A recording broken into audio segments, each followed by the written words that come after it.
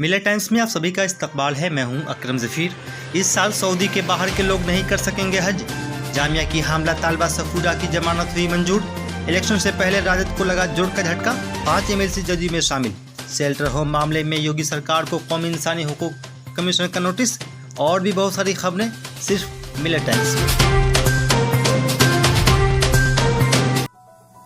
साल 2020 में हज की अदायगी को लेकर सऊदी अरब ने अपना आखिरी और हतमी फैसला सुना दिया है।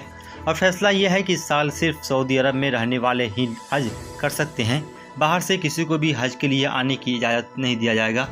सऊदी अरब के मशहूर अखबार अरब न्यूज़ की खबर के मुताबिक कोरोना वायरस की वबा के पेश नज़र सऊदी अरब की हुकूमत ने इस साल हज करने वाले अफराद की तादाद महदूद रखने और सिर्फ सऊदी अरब में ही मुकीम अफराद को हज करने की इजाज़त देने का ऐलान किया है। इस फैसले के मुताबिक सऊदी अरब में रहने वाले ही हज कर सकते हैं, खा उनका ताल्लुक दुनिया के किसी भी मुल्क से हो।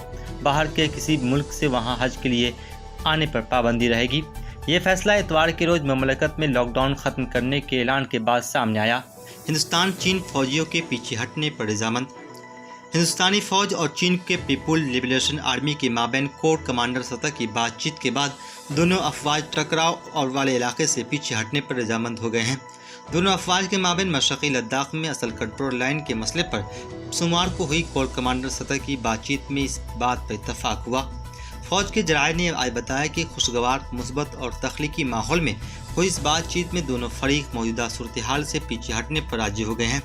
उन्होंने बताया कि मशरक़ी लद्दाख में टकराव वाले इलाकों से अफवाज के पीछे हटने के तौर तरीक़ों पर भी बातचीत हुई और दोनों फरीक इस पर अमल करेंगे। कानपुर शेल्टर होम मामले में कौमी इंसानी हुकूक कमीशन का यूपी हुकूमत को नोटिस। उत्तर प्रदेश के जिला कानपुर की एक शेल्टर होम में मौजूद लड़कियों के ज़िम्न में शाये होने वाली मीडिया खबरों के बाद पीर को कौमी इंसानी हुकूक कमीशन ने आज खुद नोटिस लेते हुए इस ज़िम्न में यूपी हुकूमत को नोटिस जारी करके जवाब तलब किया है। जिला कानपुर में वाक़ एक शेल्टर होम में कई बच्चों के अंदर कोरोना वायरस की तस्दीक के साथ उनमें 2 बच्चियाँ मुबैना तौर पर हामला पाई गई हैं, जबकि एक एड्स की बीमारी में मुब्तला है। खबरों के मुताबिक इन लड़कियों में कोरोना वायरस के अलामात पहले ही दिखाई दिए थे, लेकिन उनको अस्पताल ले जाने और उनकी जांच में ताख़ीर की गई। कमीशन ने अपने एहसासात का इजहार करते हुए लिखा है कि मीडिया से मौसूल हो रही खबरें अगर सच हैं तो सरदस्त यकीन करने में कोई हर्ज नहीं कि अवामी नुमाइंदे उन मुतासरा लड़कियों की हिफाजत करने में नाकाम रहे हैं। इस तरह से रियासती तहवील में उन बच्चों को जिंदा रहने का हक, आज़ादी और वक़ार के तहफ़्फ़ुज़ को नज़रअंदाज किया गया है। जामिया की हामला तालबा सफूरा की जमानत मंजूर। दिल्ली हाई कोर्ट ने आज मंगल के रोज़ दिल्ली तशद्दुद केस के सिलसिले में गिरफ्तार जामिया मिल्लिया इस्लामिया यूनिवर्सिटी की हामला तालबा सफूरा जरगर की जमानत मंजूर कर ली है।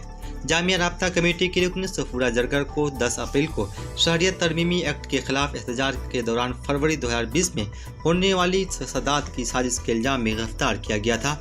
जरगर को पहले जमानत मिल गई थी, लेकिन गैर कानूनी सरगर्मियों पर रोकथाम के एक्ट के तहत सख्त इल्ज़ामात पर उन्हें दोबारा गिरफ्तार कर लिया गया।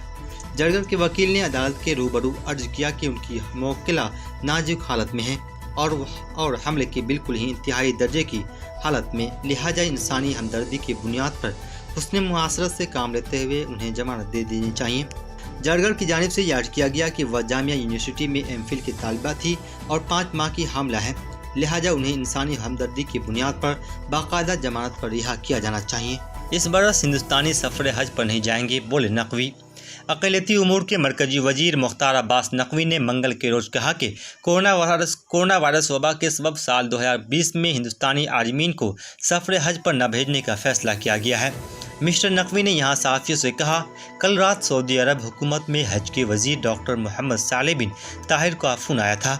उन्होंने पूरी दुनिया में कोरोना वबा के ताल्लुक़ से तबादला ख्याल किया। उन्होंने हज 2020 के लिए इस बार हिंदुस्तानियों को सफ़र हज पर न भेजने का मशवरा दिया।